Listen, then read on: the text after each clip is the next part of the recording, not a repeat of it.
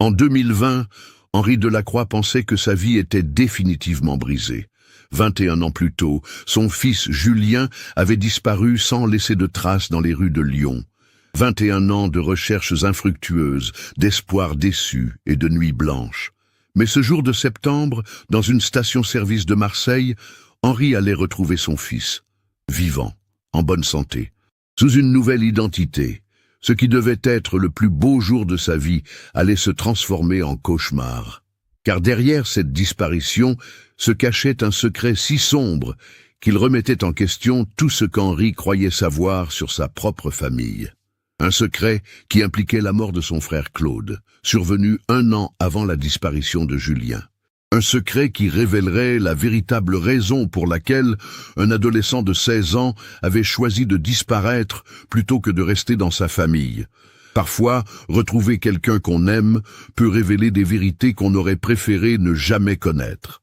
Avant de continuer avec cette histoire troublante, si vous appréciez les affaires mystérieuses réelles comme celle-ci, abonnez-vous à la chaîne et activez les notifications pour ne manquer aucune nouvelle enquête.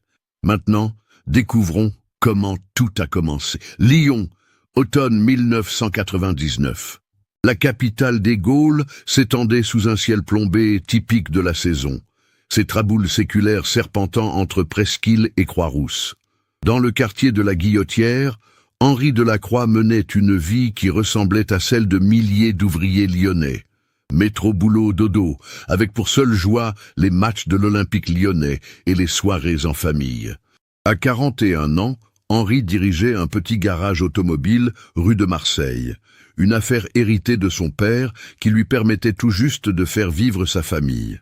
Sa femme Marie, employée dans une boulangerie du 7e arrondissement, s'occupait avec dévouement de leur fils unique, Julien, 16 ans, élève de première au lycée Lacassagne. Julien était ce qu'on appelle un adolescent sans histoire, ni brillant, ni cancre, ni rebelle, ni suiveur. Il aimait le football, écoutait du rap français.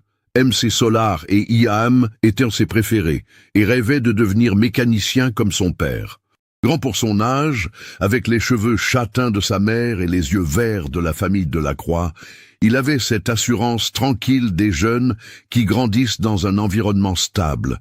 La famille vivait dans un modeste appartement de 3 pièces, au 3e étage d'un immeuble des années 60, avenue Jean Jaurès. L'appartement donnait sur la place du Pont, et Julien aimait observer depuis sa fenêtre le va-et-vient incessant des tramways et des bus. Marie avait décoré l'intérieur avec goût, malgré les moyens limités.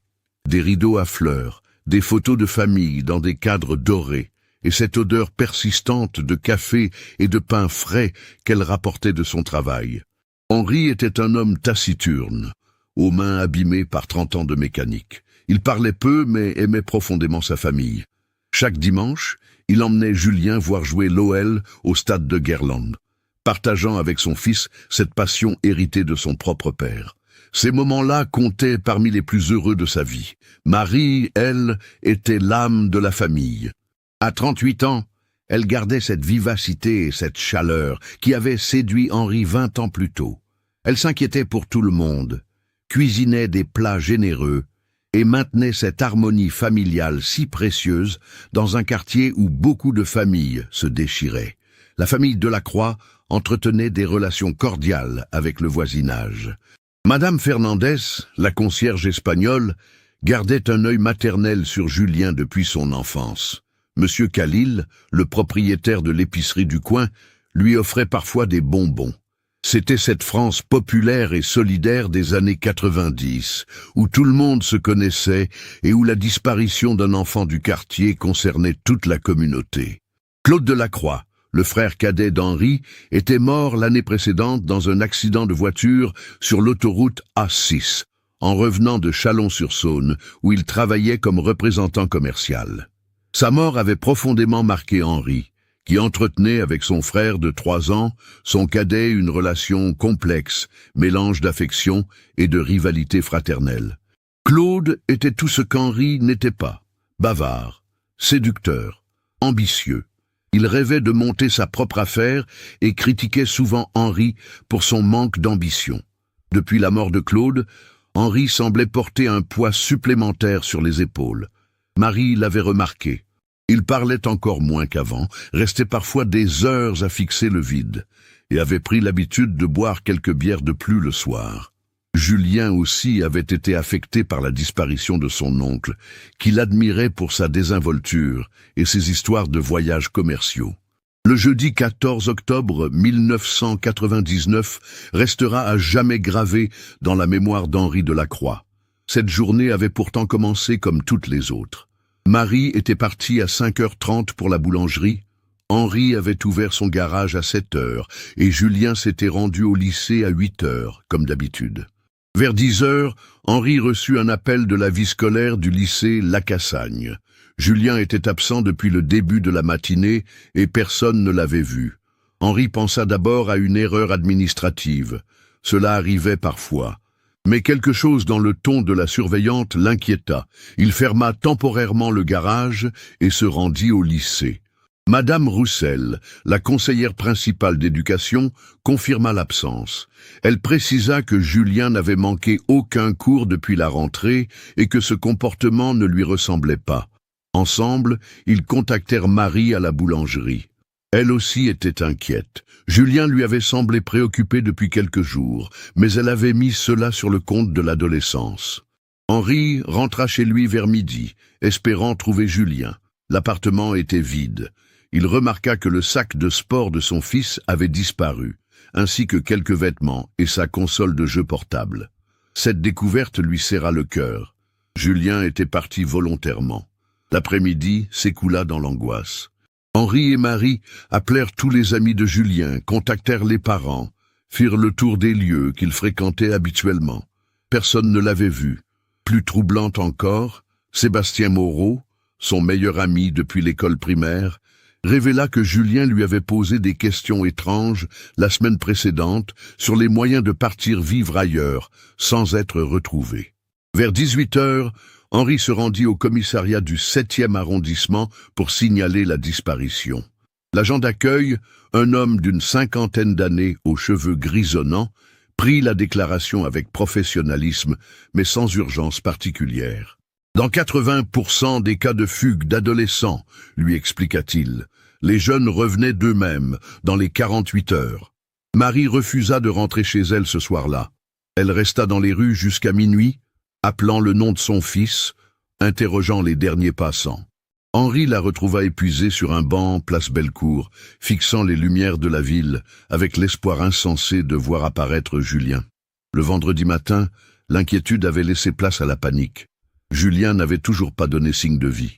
Le brigadier-chef Laurent Mercier fut chargé de l'enquête. Cet homme de 45 ans, père de famille lui-même, comprit immédiatement la gravité de la situation en voyant l'état des parents. L'enquête révéla rapidement que Julien avait retiré ses économies, 250 francs, de son compte d'épargne le mercredi soir grâce à sa carte bancaire.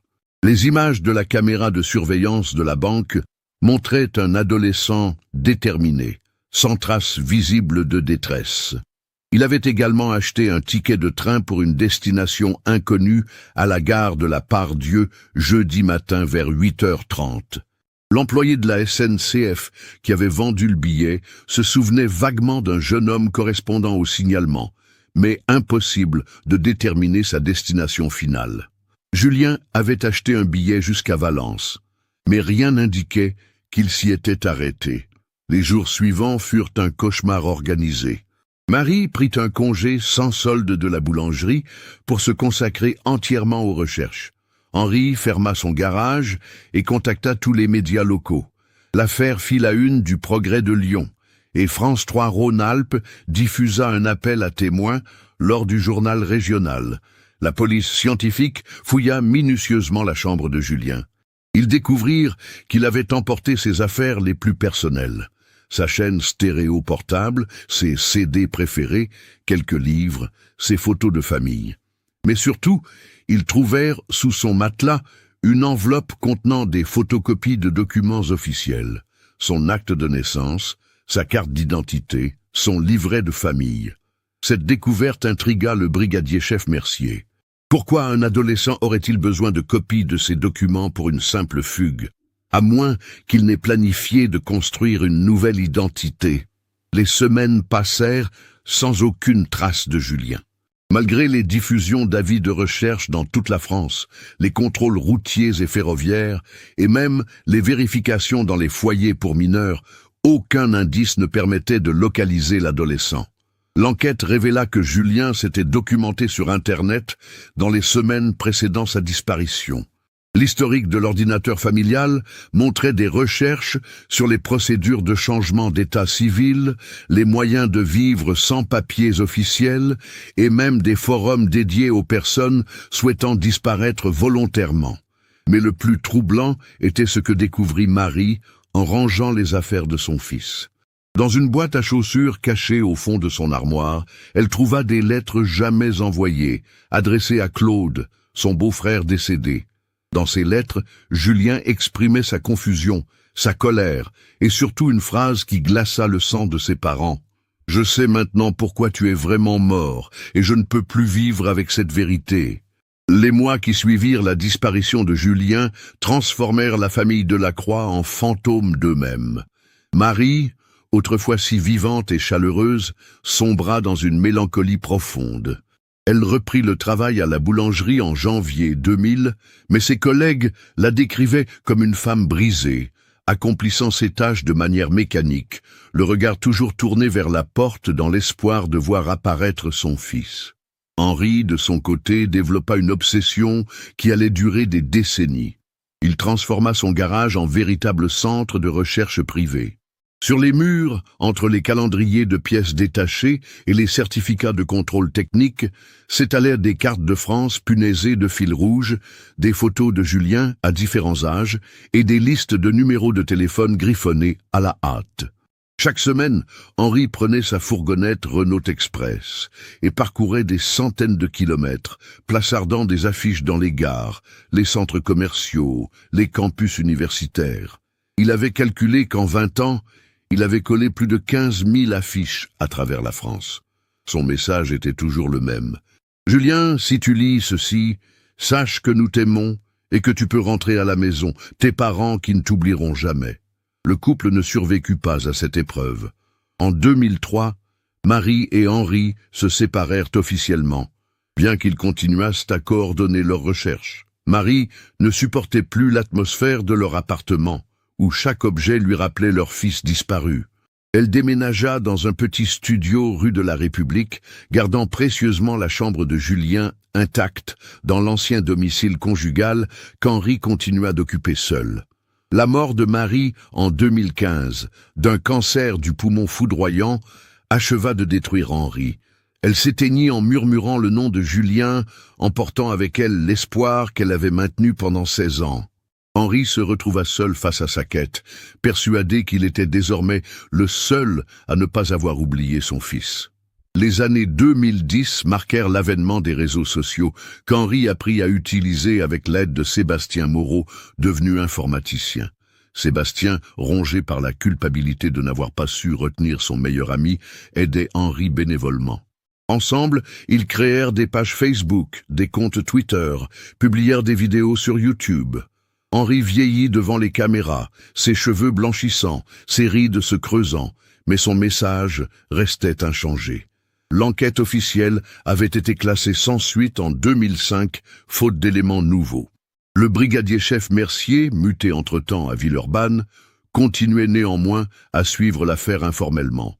Il appelait Henri chaque anniversaire de la disparition, partageant les maigres informations que lui transmettaient parfois ses collègues d'autres départements. En 2008, une piste avait redonné espoir. Un homme correspondant au signalement de Julien avait été aperçu à Montpellier, travaillant sur un chantier de construction.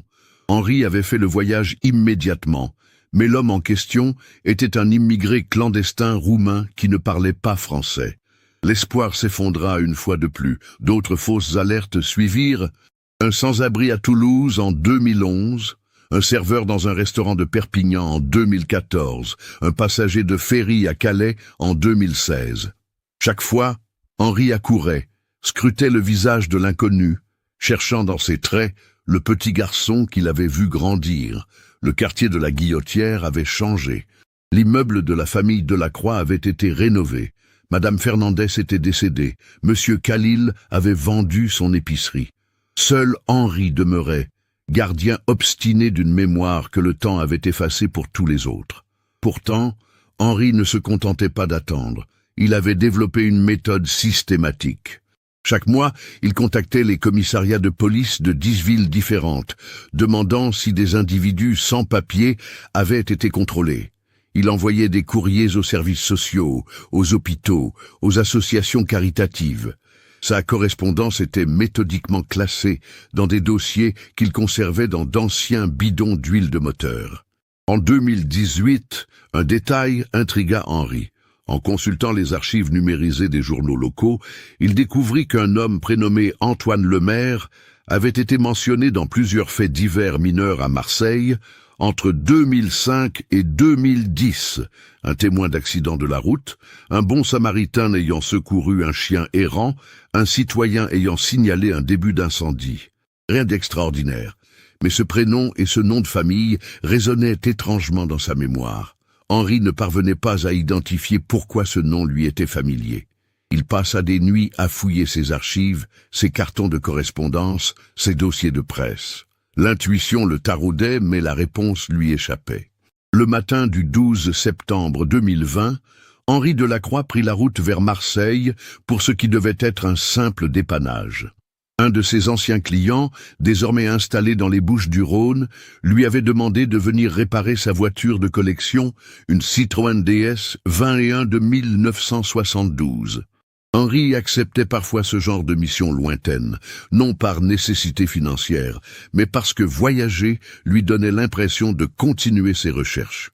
Il était 13h30 quand Henri s'arrêta à la station-service Total de l'aire d'autoroute de Lançon de Provence pour faire le plein. La chaleur méditerranéenne contrastait avec la fraîcheur automnale qu'il avait laissée à Lyon. Il se dirigeait vers la boutique pour acheter une bouteille d'eau quand il vit un homme sortir d'une Peugeot 308 blanche. L'homme était grand, mince, les cheveux châtains légèrement dégarnis. Il portait un polo bleu marine et un jean délavé. Quelque chose dans sa démarche, dans la façon dont il inclinait légèrement la tête en marchant, figea Henri sur place. Son cœur se mit à battre si fort qu'il crut faire un malaise. L'homme se dirigeait vers les toilettes sans avoir remarqué Henri. Ce dernier le suivit, les jambes tremblantes, n'osant pas encore y croire. Quand l'homme ressortit et se dirigea vers les lavabos, Henri put enfin voir son visage de profil. C'était Julien. 21 ans plus tard, avec les traits creusés par l'âge adulte, mais indéniablement Julien. Les yeux verts de la famille Delacroix. La cicatrice au-dessus du sourcil gauche qu'il s'était faite en tombant de vélo à 8 ans, et surtout cette façon particulière de se mordiller la lèvre inférieure quand il réfléchissait. Henri resta pétrifié pendant plusieurs secondes, partagé entre l'euphorie et l'incrédulité. Julien, car c'était bien lui, se lavait les mains tranquillement, ignorant qu'il venait de bouleverser l'existence de l'homme qui le fixait depuis l'entrée. Quand Julien se retourna pour prendre une serviette en papier, leurs regards se croisèrent. L'effet fut immédiat et électrisant. Julien blêmit, ses yeux s'écarquillèrent, et Henri vit passer sur son visage toute une gamme d'émotions. Choc, terreur, tristesse, et quelque chose qui ressemblait à de la culpabilité. « Papa » murmura Julien d'une voix étranglée. Henri ne put articuler un mot. Il s'approcha lentement, comme on approche un animal blessé qui risque de s'enfuir. Julien ne bougea pas, les bras ballants, les larmes montant aux yeux. « Mon fils, mon petit garçon » balbutia enfin Henri en tendant une main tremblante vers le visage de celui qu'il cherchait depuis plus de 2 décennies. Ce fut Julien qui fit le premier pas. Il se jeta dans les bras de son père avec la violence du désespoir. Et ils restèrent enlacés au milieu de ces toilettes d'autoroute, pleurant tous les deux sans retenue, indifférents aux regards curieux des autres usagers. Ils passèrent l'après-midi dans un café de Salon de Provence, une petite brasserie familiale où Julien avait ses habitudes. Henri découvrit que son fils vivait à Marseille depuis 2001 sous l'identité d'Antoine Lemaire, ce nom qui avait titillé sa mémoire 2 ans plus tôt. Julien travaillait comme mécanicien dans un garage du 13e arrondissement, spécialisé dans les voitures anciennes. Il était marié depuis 2012 à Sylvie, une institutrice, et ils avaient 2 enfants. Emma, 6 ans, et Lucas, 4 ans. Henri absorba ces informations avec un mélange de joie et d'amertume. Il était grand-père sans le savoir. Son fils avait refait sa vie à quelques centaines de kilomètres de chez lui, construisant patiemment une existence nouvelle pendant qu'Henri s'épuisait à le chercher partout en France. « Pourquoi ?» fut la première question qu'Henri parvint à formuler. « Pourquoi nous avoir fait ça à ta mère et à moi ?» Julien baissa les yeux, tournant machinalement sa tasse de café entre ses mains. Son alliance en or ternissait sous les néons du café. « Parce que j'ai découvert qui tu étais vraiment, » répondit-il finalement. « Et qui j'étais vraiment ?» Henri fronça les sourcils, ne comprenant pas. « J'ai découvert que tu n'étais pas mon père, que mon vrai père c'était Claude, et j'ai découvert pourquoi Claude était mort. » Le sang d'Henri se glaça. Cette phrase résonnait étrangement avec les lettres que Julien avait laissées dans sa chambre, ces mots que ni lui ni Marie n'avaient jamais vraiment compris. « Je ne vois pas de quoi tu parles », mentit Henri, mais sa voix tremblait. Julien releva la tête et planta son regard dans celui de son père. Ses yeux verts, que Henri chérissait tant, exprimaient maintenant une détermination implacable. En octobre 1999, j'ai découvert par hasard un carton dans le grenier de grand-mère Delacroix. Elle était en maison de retraite depuis 6 mois, et maman m'avait demandé de l'aider à trier ses affaires. Dans ce carton, il y avait des lettres d'amour que Claude avait écrites à maman entre 1981 et 1983. Des lettres où il parlait de moi, de sa joie d'être bientôt père, de ses projets d'avenir avec Marie. Henri sentit le sol se dérober sous ses pieds. Cette histoire, enterrée depuis tant d'années, refaisait surface avec la violence d'un tsunami. Au début, j'ai pensé que c'était une erreur, que j'avais mal compris, mais j'ai confronté les dates. Je suis né le 15 mai 1983. Claude et maman ont rompu en septembre 1982, officiellement. Toi et maman, vous vous êtes mis ensemble en octobre 1982 et vous vous êtes mariés en décembre. Les calculs collaient parfaitement. Julien marqua une pause, laissant à Henri le temps d'encaisser. Mais ce n'était pas le pire. Le pire, c'est ce que j'ai trouvé dans la dernière lettre de Claude, datée du 3 septembre 1982. Il écrivait qu'il ne renoncerait jamais à Marie et à son enfant, qu'il avait un plan pour récupérer sa famille, et il terminait en disant qu'il avait des preuves de quelque chose qui pourrait te détruire si tu ne le laissais pas tranquille. Henri était livide. Sa main tremblait tellement qu'il dut reposer sa tasse. Claude est mort le 23 novembre 1998 dans un accident de voiture, poursuivit Julien implacablement. Mais j'ai consulté les archives du journal Le Progrès à la bibliothèque municipale. L'article parlait d'un accident mystérieux sur l'autoroute A6. Claude avait quitté la chaussée par temps sec, aucune trace de freinage, aucun obstacle visible. Les gendarmes avaient conclu à un malaise au volant, mais le journaliste mentionnait que la famille avait refusé l'autopsie. Henri ferma les yeux. Ces détails qu'il avait espéré emporter dans sa tombe ressurgissaient avec une précision chirurgicale. J'ai 16 ans à l'époque, et tout d'un coup, je comprends tout. Pourquoi Claude et toi, vous vous disputiez sans cesse? Pourquoi il venait si souvent à la maison quand tu n'étais pas là? Pourquoi maman pleurait parfois en regardant des photos? Pourquoi tu buvais de plus en plus après sa mort?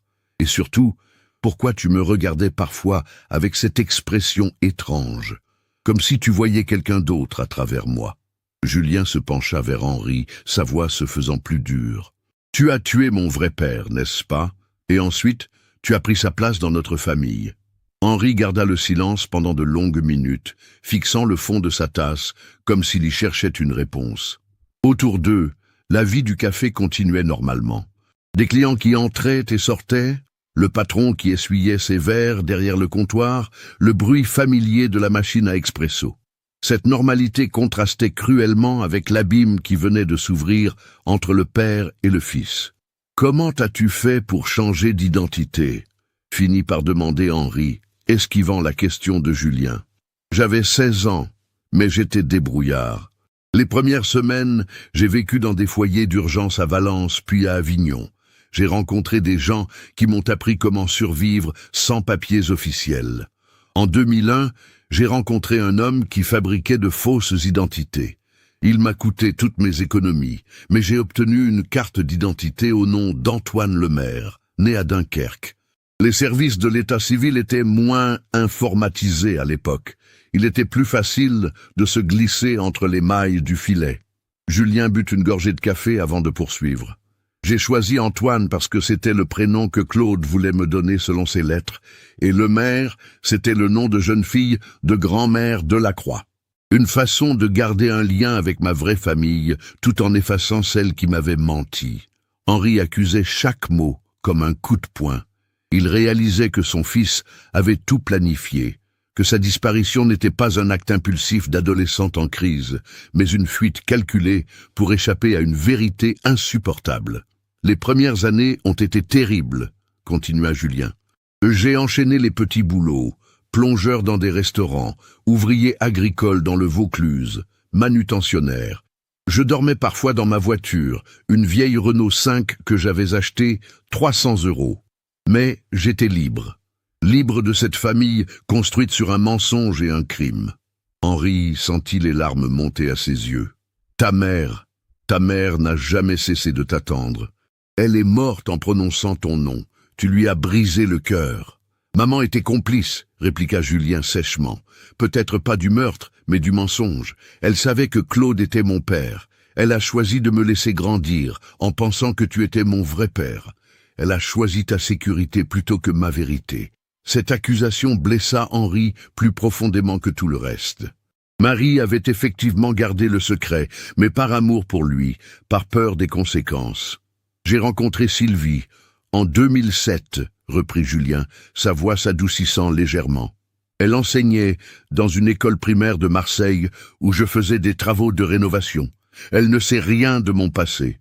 Pour elle, je suis Antoine Lemaire, orphelin originaire du Nord, qui a grandi dans diverses familles d'accueil. C'est une histoire triste mais crédible qui explique pourquoi je n'ai pas de famille. Henri imagina cette femme, cette Sylvie qui avait donné à son fils l'amour et la stabilité qu'il avait fui. Il imagina ses petits-enfants, Emma et Lucas, qui ne sauraient jamais qu'ils avaient un grand-père à Lyon. Est-ce que tu es heureux ? Demanda Henri, la voix brisée. Julien hésita avant de répondre. J'ai construit une vie. J'ai une famille qui m'aime pour ce que je suis, pas pour ce que je représente. J'ai un métier que j'aime. Ironiquement, je suis devenu mécanicien comme toi. Mes enfants grandissent dans la vérité, même si cette vérité est elle-même un mensonge. Alors oui, d'une certaine façon, je suis heureux. Il marqua une pause. Mais il ne se passe pas un jour sans que je pense à toi et à maman. Il ne se passe pas une nuit sans que je me demande si j'ai eu raison de partir. Surtout depuis que j'ai des enfants. Je comprends maintenant ce que vous avez dû ressentir. Henri sentit une lueur d'espoir. Alors, rentre avec moi. Retrouve ta vraie identité. Présente-moi mes petits-enfants. Nous pouvons reconstruire... Non, coupa Julien fermement. Pas tant que tu ne m'auras pas dit la vérité. Toute la vérité sur la mort de Claude. Henri regarda par la fenêtre du café. Dehors, la circulation était dense sur l'avenue principale de Salon de Provence. Des familles promenaient leurs enfants, des couples âgés prenaient le soleil sur les terrasses. La vie normale, paisible, qu'il avait détruite par ses choix d'autrefois. Si je te dis la vérité, est-ce que tu accepteras de revenir dans ma vie ? Demanda Henri. Je ne sais pas. Mais sans la vérité, c'est certain que non. Henri prit une profonde inspiration. Après 21 ans de silence, les mots avaient du mal à sortir. Claude ne voulait pas seulement récupérer Marie et toi. Il avait découvert quelque chose sur moi. Quelque chose qui pouvait m'envoyer en prison. Julien se redressa, attentif. En 1982, je travaillais déjà dans le garage de papa, mais les affaires allaient de mal, la concurrence était rude. J'avais des dettes importantes, et Marie était enceinte. J'étais désespéré. Henri s'arrêta, cherchant ses mots. Un client m'a proposé un arrangement. Il s'appelait Franck Martineau. Il tenait un bar louche dans le quartier de Gerland. Il me payait le double du tarif normal pour réparer ses voitures, mais en échange, je devais fermer les yeux sur certaines modifications qu'il me demandait de faire. Quelles modifications? Des cachettes dans les voitures, des doubles fonds dans les coffres, des compartiments secrets dans les portières. Je savais que c'était pour transporter de la drogue, mais j'avais besoin d'argent. J'ai fermé les yeux pendant des mois. Julien écoutait, fasciné malgré lui. Claude travaillait comme représentant, il voyageait beaucoup. Un jour, en revenant de Chalon-sur-Saône, il a vu ma fourgonnette garée devant le bar de Martineau. Il est entré, il a posé des questions. Martineau lui a tout raconté, pensant que Claude était au courant. Henri passa une main tremblante dans ses cheveux grisonnants. Claude était furieux, il m'a menacé de tout révéler à la police si je ne lui rendais pas Marie et toi. Il disait qu'un trafiquant de drogue n'avait pas le droit d'élever son fils. Il avait raison au fond. Et alors? J'ai arrêté de travailler pour Martineau, mais c'était trop tard. Claude avait pris des photos de mes modifications sur les voitures. Il avait des preuves. Il me faisait chanter. Henri but une gorgée de café froid, grimaçant au goût amer. Le 23 novembre 1998, Claude m'a appelé. Il rentrait de Chalon-sur-Saône et voulait me voir. Il avait décidé de tout révéler à Marie, de lui expliquer qu'il était ton vrai père et que moi j'étais un criminel. Il voulait récupérer sa famille. Et tu l'as tué. Henri secoua la tête. Non, pas directement. Il ferma les yeux, revivant cette nuit maudite. Je l'ai rencontré sur une aire de repos de l'autoroute A6, près de Mâcon. Nous nous sommes disputés violemment. Il était déterminé. Il disait qu'il en avait assez de se taire, que tu méritais de connaître la vérité sur ton père.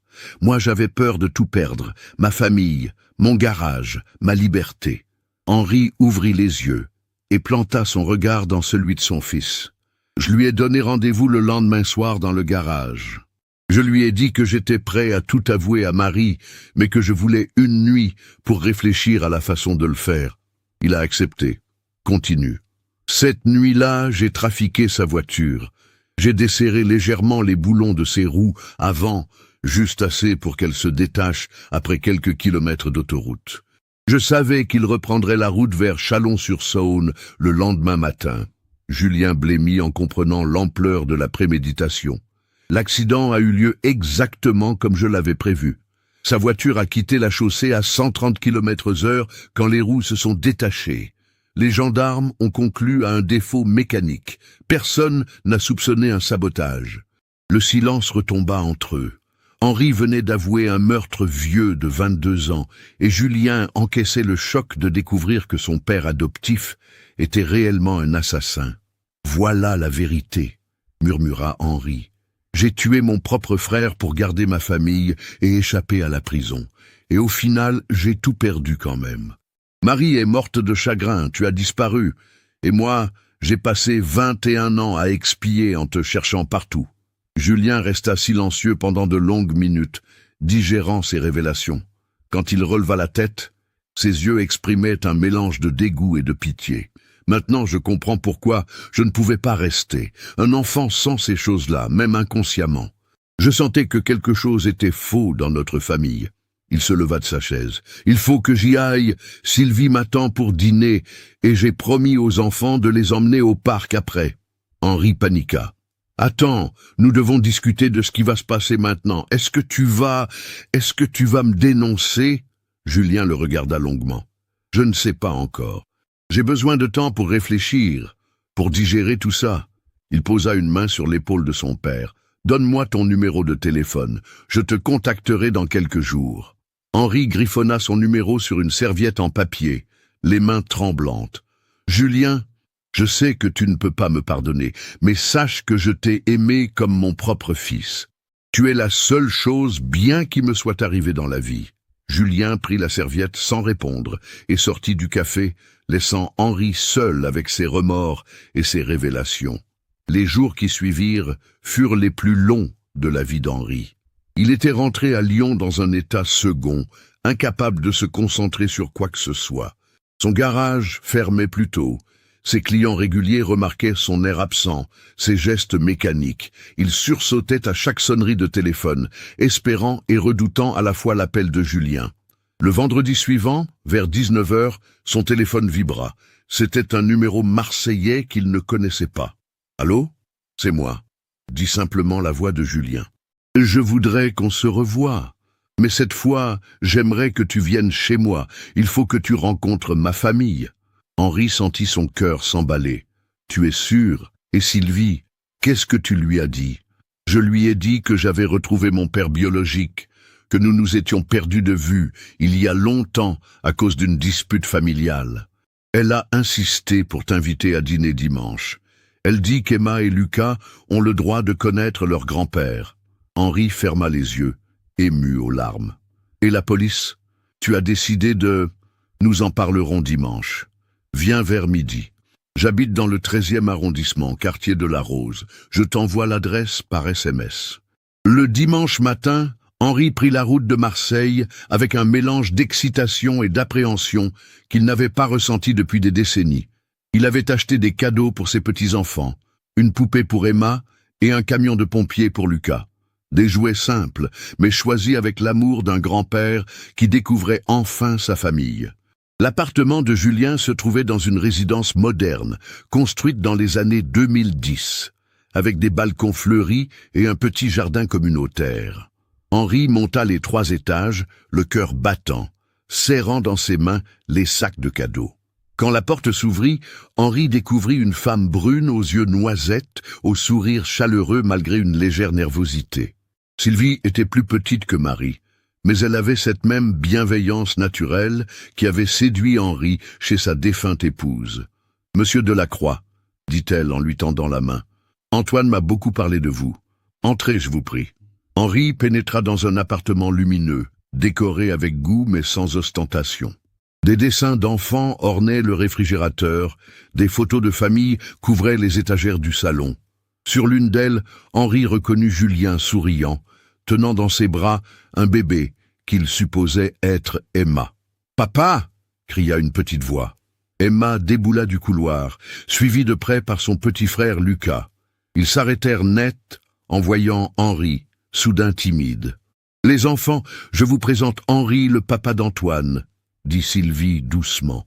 Henri s'agenouilla à leur hauteur, ému de découvrir ces visages qui portaient les traits de la famille Delacroix. Emma avait les yeux verts de Julien, Lucas son nez droit et son menton volontaire. « Bonjour Emma, bonjour Lucas, j'ai apporté quelque chose pour vous. » La glace fut rapidement brisée. Les enfants déballèrent leurs cadeaux avec des cris de joie, et Henri se retrouva assis par terre dans le salon, aidant Lucas à monter son camion de pompier, pendant qu'Emma lui expliquait que sa poupée s'appellerait Margot. Julien les observait depuis la cuisine, un sourire mélancolique aux lèvres.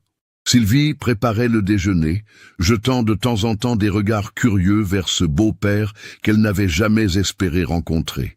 Pendant le repas, un délicieux tagine d'agneau aux abricots, la conversation resta légère. Henri raconta aux enfants qu'il était mécanicien comme leur papa, qu'il habitait dans une grande ville appelée Lyon, où il y avait un très beau parc avec des animaux. Emma voulait savoir s'il avait d'autres petits-enfants, et Henri dut retenir ses larmes en expliquant qu'ils étaient ses premiers et uniques petits-enfants. Sylvie évoqua son travail d'institutrice, ses élèves de cours élémentaires première année, qui lui donnaient parfois du fil à retordre. Elle parlait avec passion de l'éducation, et Henri comprit pourquoi Julien était tombé amoureux de cette femme. Elle avait cette générosité et cette intelligence du cœur qui rendaient la vie plus belle. Après le déjeuner, pendant que Sylvie couchait Lucas pour la sieste et qu'Emma regardait un dessin animé, Julien entraîna Henri sur le balcon. « Ta famille est magnifique, » dit Henri sincèrement. « Tu as eu raison de refaire ta vie ici. » Julien alluma une cigarette, une habitude que Henri ne lui connaissait pas, et regarda la vue sur les collines marseillaises. « J'ai beaucoup réfléchi cette semaine. À nous, à maman, à Claude, à tout ce gâchis. » Henri attendit, n'osant pas l'interrompre. « Tu sais, ce qui m'a le plus marqué dans ce que tu m'as raconté, ce n'est pas le meurtre en lui-même. C'est le fait que tu aies pu vivre avec ça pendant 22 ans, que tu aies pu m'embrasser le soir, m'aider à faire mes devoirs, m'emmener voir jouer l'OL, en sachant que tu avais tué mon vrai père. » Henri baissa la tête. « Comment est-ce qu'on fait ça, papa? Comment est-ce qu'on vit normalement en portant un secret pareil? »« On ne vit pas normalement, » répondit Henri doucement. « On survit. Chaque jour, on se réveille en espérant que le passé reste enterré. Chaque soir, on se couche en ayant peur de ses rêves. Et quand ton fils disparaît, on se dit que c'est la punition qu'on méritait. » Julien tira sur sa cigarette. « Maman savait? Elle savait que Claude était ton père biologique. Nous en avions parlé avant notre mariage, mais elle ne savait rien de sa mort. Elle croyait sincèrement à l'accident et le trafic de drogue. Elle n'en a jamais rien su. J'ai arrêté définitivement après la mort de Claude. J'ai remboursé mes dettes en vendant la voiture de collection de mon père, et plus jamais je n'ai touché à quoi que ce soit d'illégal. » Julien écrasa sa cigarette dans un petit cendrier en céramique qu'Emma avait fabriqué à l'école. « J'ai pris ma décision concernant la police. » Henri retint son souffle. « Je ne te dénoncerai pas. » Le soulagement d'Henri fut si intense qu'il dut s'appuyer contre la rambarde du balcon. « Pas par clémence, » précisa Julien, « mais parce que ça ne servirait à rien. Claude est mort depuis 24 ans. Te voir en prison ne le ramènera pas. Et surtout, mes enfants ont le droit d'avoir un grand-père, même imparfait. » Henri sentit les larmes couler sur ses joues. « Mais j'ai des conditions, » ajouta Julien fermement. « Lesquelles? Première condition, tu ne remettras jamais les pieds à Lyon. Tu vends ton garage, tu liquides tes affaires et tu viens t'installer à Marseille. Il y a un petit local à vendre près de chez moi. Tu pourrais ouvrir un nouveau garage. Comme ça, tu resteras sous ma surveillance. » Henri hocha la tête, prêt à accepter n'importe quoi. Deuxième condition. Sylvie et les enfants ne sauront jamais la vérité sur Claude. Pour eux, tu resteras Henri Delacroix, mon père biologique, qui m'a élevé et avec qui j'avais eu une dispute familiale. Cette histoire de trafic et de meurtre reste entre nous. Bien sûr. Troisième condition, tu iras te recueillir sur la tombe de Claude 1 fois par mois. Tu lui demanderas pardon et tu lui parleras de moi et de ses petits-enfants qu'il n'aura jamais connus. Cette dernière condition frappa Henri comme une gifle, mais il comprit qu'elle était juste. « Et la dernière condition, continua Julien, c'est que tu me promettes de ne plus jamais me mentir, sur rien. Si je te pose une question, même dérangeante, tu me réponds honnêtement. Je te le promets. » Julien se tourna vers Henri, et, pour la première fois depuis leur retrouvaille, son regard exprimait quelque chose qui ressemblait à de l'affection. « Tu sais, malgré tout ce que tu as fait, malgré tous les mensonges, tu m'as élevé avec amour. Tu m'as appris la mécanique, tu m'as transmis ta passion pour le football, tu as été présent à tous mes matchs de collège. Et quand j'ai disparu, tu ne m'as jamais oublié, ces 21 ans de recherche, ces milliers d'affiches, ce refus d'abandonner, ça aussi, c'est de l'amour. » Henri pleurait maintenant sans retenue. « Je ne mérite pas ton pardon. Tu ne l'auras peut-être jamais complètement, mais tu auras ma présence, et celle de tes petits-enfants. C'est déjà beaucoup. » 6 mois plus tard, Henri Delacroix avait vendu son garage de Lyon et s'était installé dans un petit appartement à 2 pas de chez Julien. Il avait racheté l'ancien garage de M. Benedetti, un mécanicien italien qui partait à la retraite, et s'était rapidement constitué une clientèle fidèle dans le quartier de la Rose. Chaque mercredi, Henri gardait Emma et Lucas, pendant que Sylvie corrigeait ses copies et que Julien travaillait. Il les emmenait au parc Borély, leur achetait des glaces, leur racontait des histoires de son enfance à Lyon. Les enfants l'adoraient et lui découvraient les joies simples d'être grand-père. Julien et Henri travaillaient parfois ensemble sur des voitures anciennes complexes. Leurs rapports restaient cordiaux mais distants. Ils parlaient mécanique, football, éducation des enfants, mais évitaient soigneusement les sujets douloureux. C'était une paix fragile, construite sur un équilibre délicat entre pardon et méfiance. Sylvie avait accueilli Henri dans la famille sans poser de questions indiscrètes. Elle sentait bien que l'histoire de cette réconciliation père-fils cachait des zones d'ombre, mais elle respectait la volonté de Julien de ne pas tout révéler. L'important était que ses enfants aient un grand-père aimant, et Henri remplissait parfaitement ce rôle.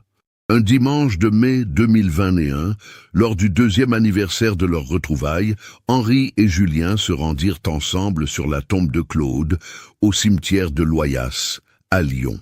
C'était le premier voyage d'Henri dans son ancienne ville depuis son installation à Marseille. La tombe était simple.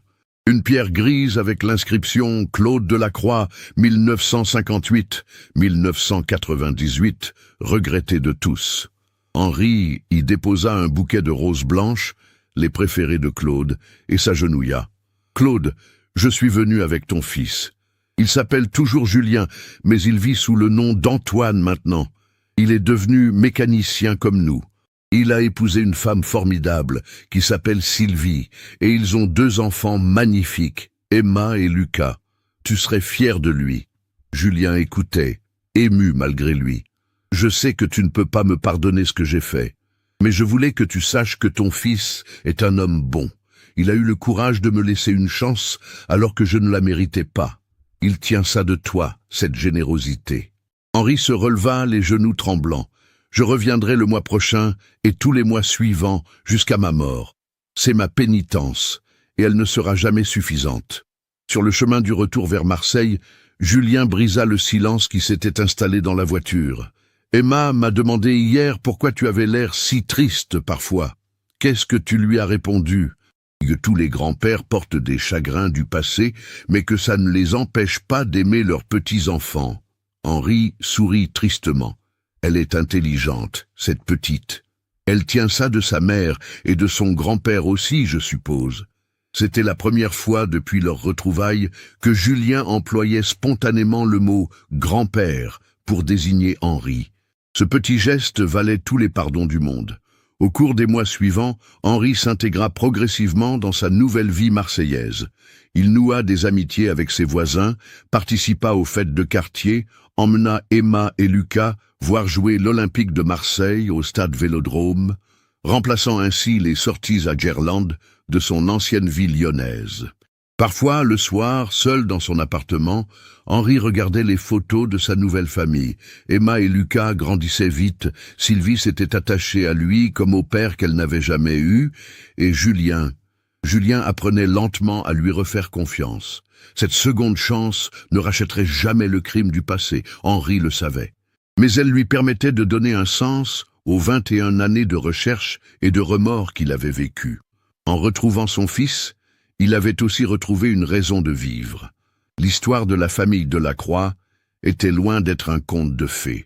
C'était l'histoire d'un homme qui avait commis l'irréparable par lâcheté et égoïsme, d'un fils qui avait préféré disparaître plutôt que d'affronter une vérité insupportable et d'une réconciliation imparfaite mais sincère.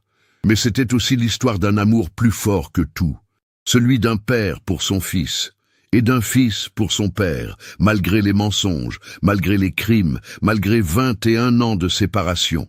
Cette histoire nous montre à quel point les secrets de famille peuvent détruire plusieurs générations, mais aussi comment l'amour et le pardon peuvent permettre de reconstruire sur les ruines du passé.